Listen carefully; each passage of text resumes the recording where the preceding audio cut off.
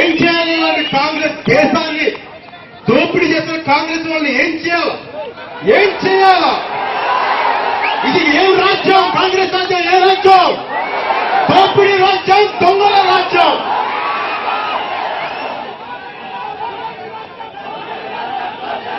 చెప్పు, ఇదేమి రాజ్యం? ఇదేమి రాజ్యం? ఇదేమి రాజ్యం? ఇదేమి రాజ్యం? ఈ దొంగల రాజ్యం, దోపిడీ రాజ్యాన్ని తరిమి కొట్టాలంటే వచ్చే ఎన్నికల వాళ్ళని పంచులు ఊడిపోయాలా? ఓటేసి తరిమి తరిమి తరిమి తరిమి కొట్టాలి.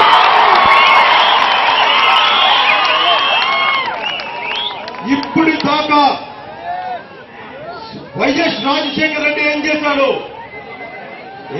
వైఎస్ రాజశేఖర రెడ్డి పాదయాత్రలు చేశాడు. అయ్యా అమ్మా ఓట్లు వేసుకున్నాడు. 100 కిలోమీటర్లు తిరిగాడు. తిరిగి ఏం చేశాడు? తెలంగాణ కోసం నేనున్నాను, తెలంగాణ కోసం సముఖంగా ఉన్నాను అంటాడు. వెళ్ళాడు.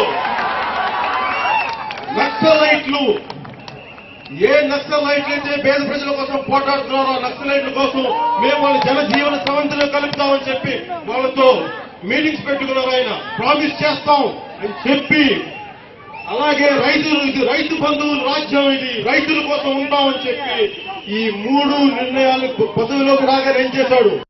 నక్సలైట్లు టాక్స్ అని చెప్పేసి విచక్షణ రహితంగా 80 నుంచి 85 మంది పైచిలకు నక్సలైట్లని నిర్దాక్షిణ్యంగా కాల్ చేసిన ముఖ్యమంత్రి రాజశేఖర్ రెడ్డి.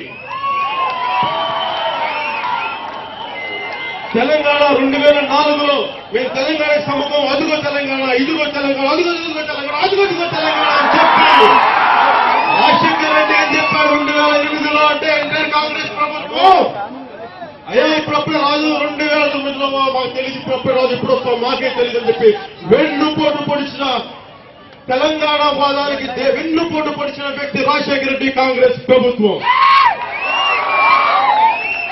రైతులకి ఏం చెప్పాడు? నడుస్తా, రైతుల బాధలు నేను తెలుసుకున్నాను, మీకు రైతుల కోసం అవి చేస్తాను, రైతుల కోసం ఇవి చేస్తానని చెప్పి ఆఖరికి ఏం చేశారయ్యా అంటే SEZ అని పెట్టి మామూలుగా అరెకరం మాగాని, కాలెకరం మాగాని, 1.5 ఎకరం రైతుల్ని రోడ్డు పాలు చేశారు. వాళ్ళ కనీసం తిండి కూడా లేకుండా చేసిన వ్యక్తి రాజశేఖర రెడ్డి కాంగ్రెస్ ప్రభుత్వం.